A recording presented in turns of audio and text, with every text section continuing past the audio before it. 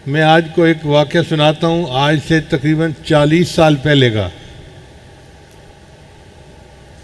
हमारे यहाँ sugar mill में एक इंजीनियर आए नए, मैकेनिकल इंजीनियर से चीफ इंजीनियर थे। उनका नाम था ज़फ़रुल्लाह घुम्मन। सरगोदा के इलाके के थे।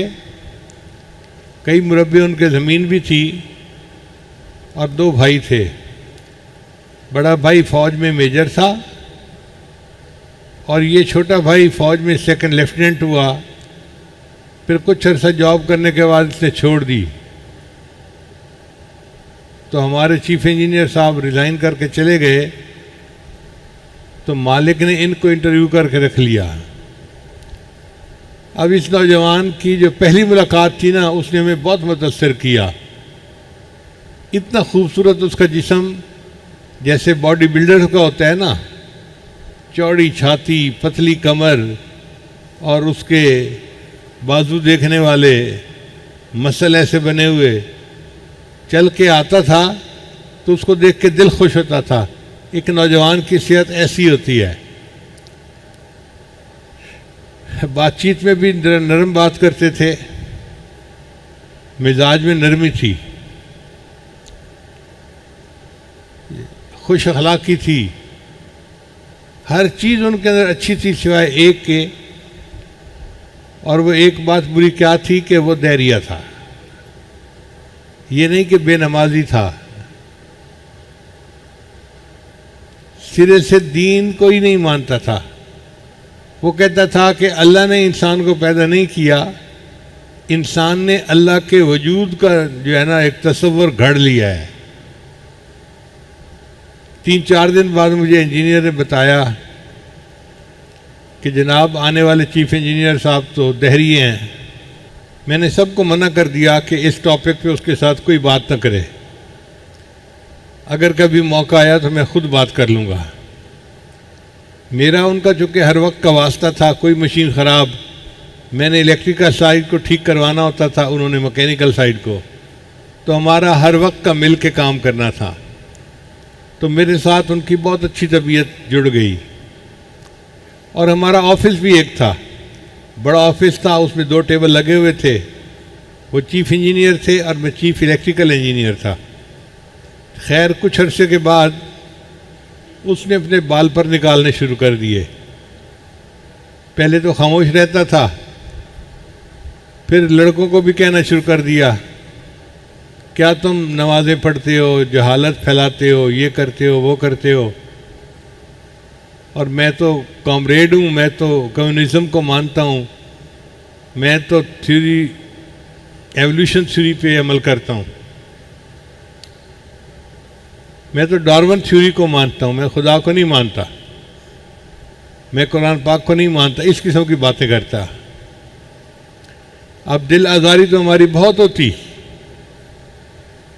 मगर चूँकि जॉब थी तो उसका तकाजे भी पूरे करने थे।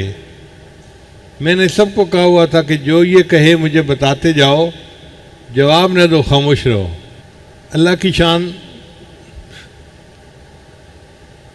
वो अपने ज़ाती मामलात में मुझसे मशवरा करता था।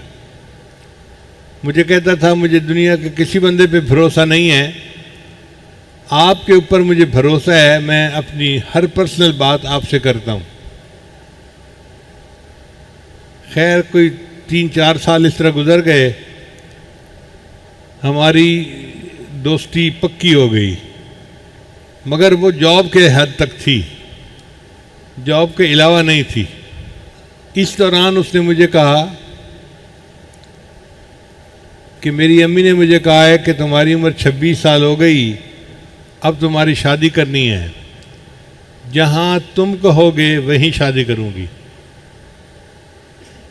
अब चूँकि लड़का खूबसूरत भी था और तनख्वाह भी बहुत ज़्यादा थी और अपना मकान था और वालिदैन के वालिद के 2-4 मुरब्बे ज़मीन भी थी, बल्कि बाग थे किन्नू के, करोड़पति घर का बच्चा था, तो साफ ज़ाहिर है जहाँ भी रिश्ता जाता वो कबूल करते। मुझे कहने लगा जी कि बताएं मैं क्या करूं। मैंने कहा भाई आप अपना इरादा जाहिर करें लोगों पे कि मैं आजकल रिश्ता देख रहा हूँ, तो जो लोग इंटरेस्टेड होंगे वो आपसे रब्ता करेंगे। अल्लाह की शान देखें जी कि 5 दिन के अंदर कोई 1000 रिश्ते आ गए। कोई फ़ौज के जनरल की बेटी है, कोई ब्रिगेडियर की, कोई कर्नल की, कोई बड़े इंडस्ट्रियलिस्ट की बेटी है, कोई सियासतदान की बेटी है। कहने लगे जी अब मैं क्या करूं?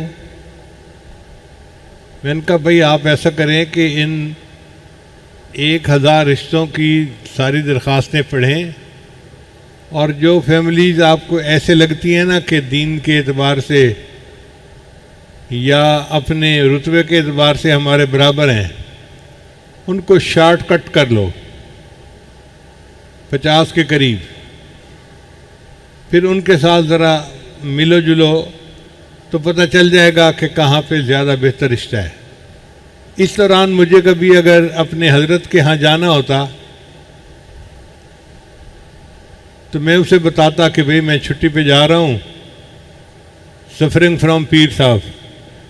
मजाक में मैंने ये नाम रखा हुआ था कि मैंने हजरत की ज़ियारत के लिए जाना है, उसके बगैर मुझे गुजारा नहीं होना, तो मैं छुट्टी कर रहा हूँ, और रीज़न उसकी थी सफरिंग फ्रॉम पीर साहब।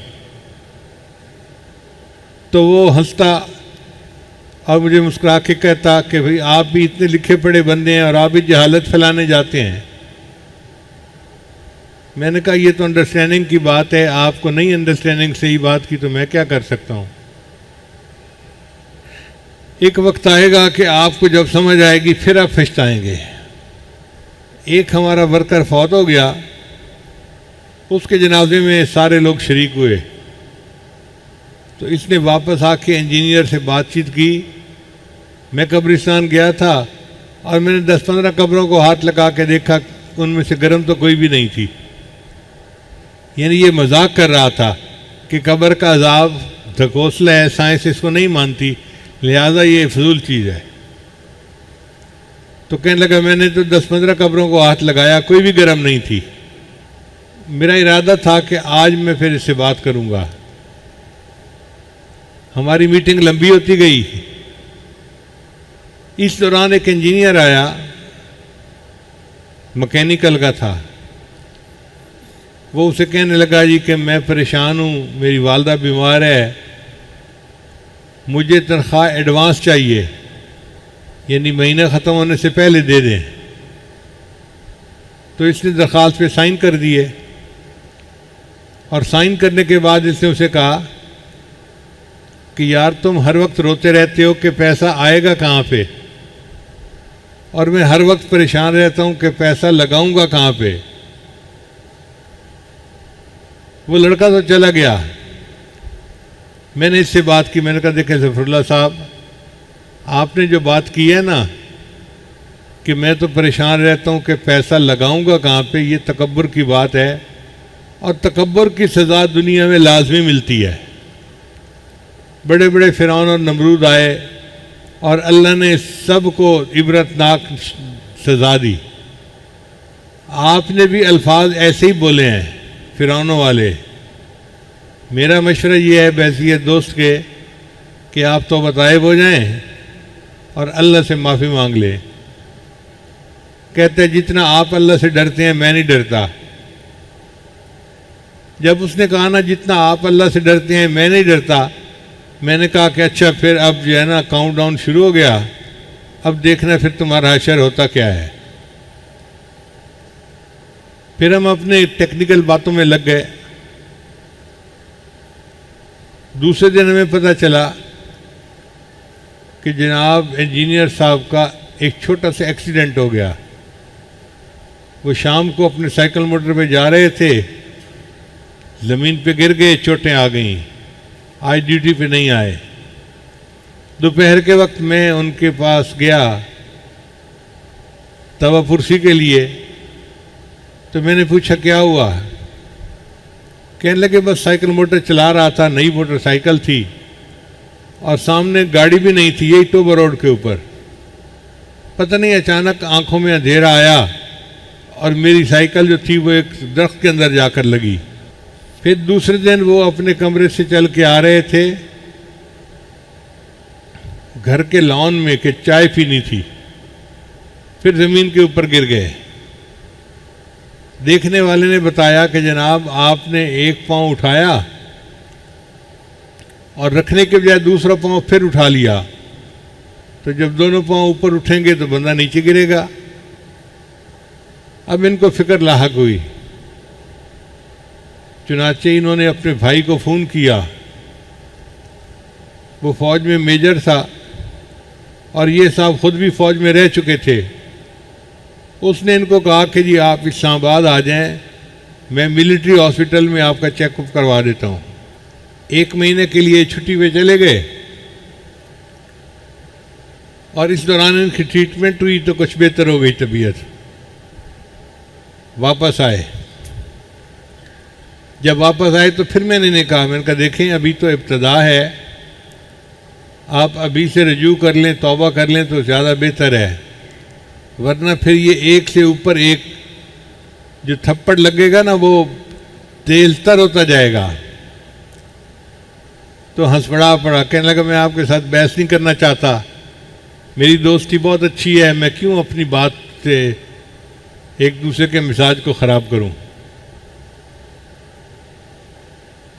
अल्लाह की शान देखें कि इनके ऊपर दूसरा क्या हुआ, अचानक आई साइट ख़राब हो गई और आंखों ने एक जगह पे फोकस करना छोड़ दिया। एक बंदा खड़ा है, 2 नज़र आ रहे हैं। अब ये नहीं पता कि ये असल बंदा है या ये असल बंदा है। तो ये तो बहुत ख़तरनाक बीमारी थी। चुनाचे इनको सब ने कहा कि आप तो फैक्ट्री के अंदर दाखिल ही नहीं हो सकते, आप समझेंगे कि मशीन यहाँ है और मशीन यहाँ होगी और एक्सीडेंट हो जाएगा। लो जी फैक्ट्री में जाना बंद, दफ्तर तक मुकैयद होकर बैठ गए। 1 हफ्ता इस तरह गुजरा। 1 हफ्ते के बाद फिर तीसरी निशानी कि हाथों में पसीना, ऐसा जैसा कतरे टपकते हैं ना किसी चीज़ में से, कतरे टपकने लगे। इतना पसीना आता कि डॉक्यूमेंट के ऊपर साइन ही नहीं कर सकते थे। जो डॉक्यूमेंट साइन करो उसी के ऊपर पसीने के कतरे गिरे हुए हैं। अब परेशानी और बढ़ गई कि मैं तो कागज़ के ऊपर साइन करने के काबिल भी न रहा। खैर इस दौरान इलाज इनका चलता रहा, मगर मामला ऐसा ही रहा। फिर उसके बाद इनको चौथे नंबर पे बुखार हुआ। फिर ये 2 महीने की छुट्टी पे चले गए। 2 महीने के बाद मेरे दिल में ख्याल आया कि जाके उनकी तबीयत का पता तो करना चाहिए। चुनाचे मैं यहाँ से गाड़ी पे अकेला सरगोधा उनके घर गया। बड़ा आलीशान उनका घर था। खैर मुझे इनके कमरे तक पहुँचाया गया तो मैंने देखा कि बिल्कुल हड्डियों का ढांचा, इतना ये बंदा कमज़ोर हो गया था कि खुद करवट भी नहीं ले सकता था। भाई आके करवट देता था तो ये करवट बदलता था, वरना खुद करवट लेने के काबिल भी नहीं था। अब मैं खामोश बैठा हूँ और मेरी आंखों से टप टप आंसू गिर रहे हैं। या अल्लाह, ये इतना कवी नौजवान था, इतना खूबसूरत नौजवान था, और आज इसकी हालत ये कि ये करवट लेने के भी काबिल नहीं। उसको खाना खिलाना था तो उसका भाई उसके मुंह में लुकमे तोड़ के डाल रहा था, वो खुद लुकमा तोड़ के खाने के काबिल भी नहीं था। खैर थोड़ी देर बैठे, फिर मैंने कहा कि मैं वापस जाता हूँ। तो मुझे कहने लगा कि आप तो मेरी ज़िंदगी के राजदार हैं, मुझे एक ऐसी बीमारी है जो लाइलाज है और हो सकता है मेरी और आपकी ये आखिरी मुलाकात हो। मैंने इस किताब के बारे में, मैंने इस बीमारी के बारे में बहुत पढ़ा है, बस मैं अब इतना वीक हो गया हूँ कि अब मेरा उठना मुश्किल है। मैंने कहा कि देखें, आपका इलाज अगर पूरी दुनिया में कहीं भी होता है ना तो हम करवाएंगे। अल्लाह आपको शफा देंगे और एक वक्त आएगा कि आप हमारे साथ मिलकर नमाज़ें पढ़ा करेंगे। तो ये मुस्करा पड़ा। मैंने कहा कि मैं जा रहा हूँ वापस, मैं ग्रुप के चेयरमैन से बात करता हूँ कि खर्चा करें और आपका इलाज अगर कहीं भी मुमकिन है तो हो जाए। कहने लगा ठीक है। लो जी, मैं गमज़दा दिल के साथ वापस आया और मैंने आकर अपने ग्रुप के चेयरमैन से बात की कि हमारे चीफ इंजीनियर साहब ड्यूटी के दौरान बीमार हुए। अब कंपनी को तो इतना फ़र्क नहीं पड़ता, शुगर की वजह से मुंह चूँकि खुश्क हो जाता है तो मुझे बोलना मुश्किल होता है, इसलिए मैं एक घूंट ले लेता हूँ। अगर पानी पीना होता तो मैं 3 घूंट पीता। मैंने उन्हें कहा जी कि आपकी 36 फैक्ट्रियाँ हैं, आपको तो पैसे का कोई मसला नहीं, आप उसका इलाज करवा दें। वो मुझे कहने लगे बहुत अच्छा, अब आपका ये प्रोजेक्ट है, दुनिया में जहाँ कहीं इलाज मुमकिन है आप इसका इलाज करवाएं, मेरे पास बिल ले आना, मैं अप्रूव कर दूंगा। उन्होंने मुझे खुली छुट्टी दे दी। मैंने एक ख़त लिखा WHO वर्ल्ड हेल्थ ऑर्गेनाइजेशन को कि एक नौजवान है, ये उम्र है और ये उसकी रिपोर्ट्स हैं और इस बीमारी का नाम है मिस्थीनिया ग्रेवस। अगर दुनिया में कहीं भी इसका इलाज पॉसिबल है तो आप बताएं। उन्होंने जवाब में लिखा कि जी ये तो लाइलाज बीमारी है, मगर कनाडा के एक डॉक्टर की बीवी को ये हो गई थी, उसने दिन रात मेहनत करके बीवी का कामयाब इलाज कर लिया। हम आपको एड्रेस भेजते हैं, आप उनसे रजू करें। चुनाचे हमने उस डॉक्टर को खत लिखा। उसने जवाब दिया कि मैं इलाज कर तो सकता हूँ, महंगा बहुत है, हर दिन के इतने पैसे लगेंगे, रिहाइश के इतने पैसे, होटल अकोमोडेशन का इतना खर्चा होगा, हॉस्पिटल का ये वो। हमने कहा भाई जो मर्जी हो, इलाज करवाना है। उसने टाइम दे दिया जी कि 15 दिन के लिए मेरे पास आ जाएं। मैंने टिकट भी बनवाई और अल्लाह की शान देखें कि PIA की परवाज़ कनाडा उस ज़माने में नहीं जाती थी, या जाती भी होगी तो हफ्ते में कोई एक दिन की। तो मुझे सऊदीया की फ़्लाइट मिली। मैंने 2 टिकटें बनवाई, एक उसकी और एक उसके भाई की, ताकि भाई इसको लेके जाए और इसका इलाज करवाए। फिर मैं सारे कागजात इकट्ठे करके लेके गया और मैंने वहाँ जाके ज़फ़रुल्लाह को कहा कि देखो ज़फ़र साहब, आपके वीज़े भी लग गए, टिकटें भी बन गई, मगर टिकटें सऊदी एयरलाइन की बनी हैं। अब आप मेरे साथ वादा करें कि जब आप सेहतमंद हो के वापस आएंगे ना, तो आप वापसी पे आके उम्रा करेंगे। तो इसने हाँ नहीं की, ऐसे सर हिला दिया, क्योंकि दोस्ती में ये ना भी नहीं कर सकता था। जब इसने थोड़ा सा सर हिलाया तो मैंने इसको भाई को कहा कि देखो भाई, अब इन्होंने मेरे साथ वादा किया है, लिहाजा वापसी पे आपने उम्रा करवा के लेके आना है। उसने कहा जी बहुत अच्छा। लो जी, ये दोनों भाई कनाडा चले गए। अल्लाह की शान देखें कि 10 दिन बाद हमें इत्ला मिली जी कि ज़फ़र साहब ठीक होके वापस आ गए हैं। मैं फिर उनकी दवा पुरसी के लिए गया। अब जब मुलाकात हुई तो ये चल फिर रहे थे, तो मुझे देख के खुशी हुई। जब आपस में मुआनका किया, मुलाकात की, तो ये मुझे कहने लगे खाना पहले खाएंगे या हम पहले नमाज पढ़ लें। तो मेरे लिए तो ये बहुत ही इंतहा की खुशी की बात थी। एक ऐसा दहरिया बंदा नमाज की बातें कर रहा है, अल्लाह की बातें कर रहा है। तो मैंने कहा नहीं, पहले नमाज पढ़ लेते हैं, बाद में खाना खाएंगे और गप्पे लगाएंगे। इसने मेरे साथ नमाज भी अदा की। फिर मैंने पूछा कि अपनी कारगुजारी सुनाएं। कहने लगा जब यहाँ से हम कनाडा गए तो उन्होंने वहाँ पे लिटा दिया और पूरे जिस्म के साथ उन्होंने मशीनें लगा दी, पिकअप्स लगी हुई थी, ये ब्लड प्रेशर है, ये टेम्परेचर है, ये फलां है, ये फलां है, ये फलां है। वो डॉक्टर ब्लड को सेंट्रीफ्यूज किया करता था, यानी ब्लड के साथ एक मशीन लगाता था तो ब्लड उसकी मशीन में से जाती थी और वहाँ पे जो बीमारी का प्लाज्मा होता था ना उसको वो अलग कर लेता था सेंट्रीफ्यूगल फोर्स के ज़रिए से। डॉक्टर ने 3 दिन के बाद बताया कि मैं एक दफ़ा सेंट्रीफ्यूज करता हूँ तो मरीज़ ठीक हो जाता है, और आपका मैं 5 दफ़ा सेंट्रीफ्यूज कर चुका हूँ और कोई फ़ायदा नहीं हुआ, लिहाजा मुझे लगता है कि आपकी बीमारी का इलाज कोई नहीं। फिर 2 दिन और गुजर गए। फिर उसने उसके भाई को बुलाया और कहा कि देखो भाई 7 दिन हो गए हैं और मुझे 1% भी उम्मीद नहीं है इस बंदे के बचने की, इसने है मरना, यहीं रहोगे तो 5-10 दिन में यहीं मर जाएगा, और अगर जिंदा चेहरा किसी को दिखाना है तो ले जाओ इसको। भाई ने फ़ोन किया तो माँ ने कहा बेटा जब वहाँ इलाज नहीं है तो फिर मेरे पास ले आओ, मैं कम से कम एक मरतबा देख लूँगी, कोई बात ही कर लूँगी।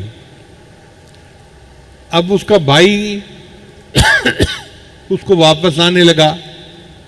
पता चला कि सऊदी अरब की भी फ़्लाइट हफ्ते में एक थी कनाडा की उस ज़माने में, और इनके पास कोई उम्रे का वीज़ा भी नहीं था। तो भाई ने इसको जहाज़ पे डाला और जद्दा पहुंच गया। उसका ख्याल था कि मैं जद्दा जाके दरख्वास्त करूंगा कि मुझे पाकिस्तान की फ़्लाइट दे दो, मगर वो भी फ़्लाइट फुल थी। तो जद्दा वालों ने कहा कि हम आपको 3 दिन का वीज़ा दे देते हैं, आप होटल में रहने के बजाय आप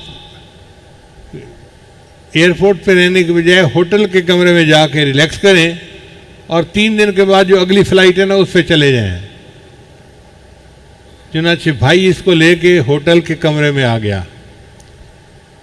ये कहते हैं कि मेरे ज़हन में ख्याल आया कि मैंने आपसे वादा किया हुआ था कि मैं आते हुए उम्रा करूँगा, तो मैंने भाई को कहा कि उम्रा तो मैं कर ही नहीं सकता, बीमार हूँ, तो मुझे जगह तो दिखा कि कहाँ उम्रा करते हैं। भाई ने उसे व्हील चेयर पे बिठाया और हरम ले गया। कहते हैं कि मैंने जब हरम देखा तो मैं ये सोच रहा था इतने लाखों लोग, मगर सबके दिमाग ख़राब के ये अल्लाह को मानते हैं। यानी एक दहरिए बंदे की कैफियत सुनिए जो बैतुल्लाह के सामने खड़ा है जाके।